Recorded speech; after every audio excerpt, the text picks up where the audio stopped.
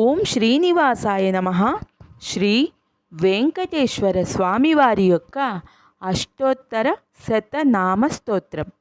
ఓం శ్రీ వెంకటేశ శ్రీవాసో లక్ష్మీపతిరనామయః అమృతాంశో జగద్వంద్యో గోవింద శాశ్వతః ప్రభుః శేషాద్రినిలయో దేవః కేశవో మధుసూదనః అమృతో మాధవః కృష్ణః శ్రీహరిర్జ్ఞానపంజరః శ్రీవత్సవక్షాః సర్వేషో గోపాలః పురుషోత్తమః గోపీశ్వరః పరంజ్యోతిర్వైకుంఠపతిరవ్యయः సుధాతనుర్యాదవేంద్రో నిత్యయౌవనరూపవాన్ చతుర్వేదాత్మకో విష్ణురచ్యుతః పద్మినీప్రియः ధరాపతి సురపతి నిర్మలో దేవపూజితः చతుర్భుజ చక్రధర స్త్రీదామా త్రిగుణాశ్రయः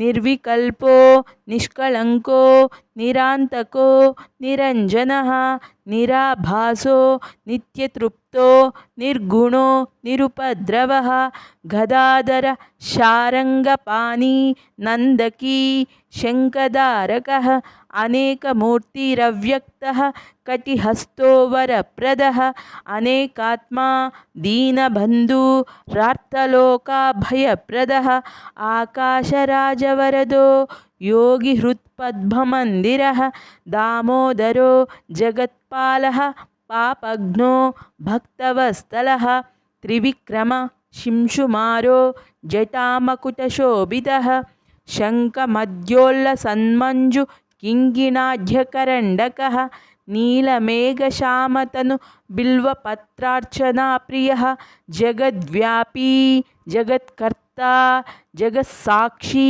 జగత్పతిः చింతితార్థప్రదో జిష్ణుర్దాశార్హో దశరూపవాన్ దేవకీనందన శౌరీ హయగ్రీవో జనార్దనः కన్యాశ్రవణతారేజ్యः పీతాంబరధరో అనగः వనమాలి పద్మనాభో మృగయాసక్తమానసः అశ్వారూఢः ఖడ్గధారీ ధనార్జనసముస్తుకः ఘనసారలసన్మంద్య కస్తూరీతిలకోజ్వలः సచ్చిదానందరూపశ్చ జగన్మంగళదాయకः యజ్ఞరూపో యజ్ఞభోక్తా చిన్మయः పరమేశ్వరः పరమార్థప్రదः శాంతः శ్రీమాన్ దోర్దండవిక్రమः పరాత్పరः పరబ్రహ్మ శ్రీవిభు జగదీశ్వరः ఏవం శ్రీవేంకటేశస్య నామ్నామష్టోత్తరం శతం